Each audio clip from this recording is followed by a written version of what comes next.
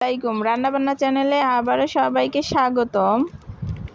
তো আজকে শেয়ার করতে চলেছি নতুন আর একটি রেসিপি, স্পেশাল রেসিপি সরিষা ইলিশের।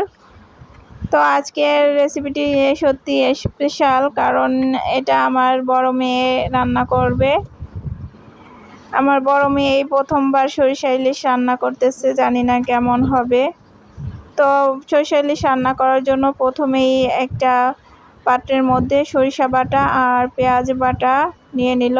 আর এখন হচ্ছে হলুদ মরিচের গুঁড়া, তারপরে হচ্ছে স্বাদ মতো লবণ আর সরিষার তেল দিয়ে দিচ্ছে। তো আজকে সরিষা ইলিশ হাতে মেখে রান্না করা হবে। আর এখন ধুয়ে রাখা মাছগুলো দিয়ে দিচ্ছে। তো এভাবে একদম সহজভাবেই সরিষা ইলিশ রান্না করা যায়, আর খেতে দারুণ হয়।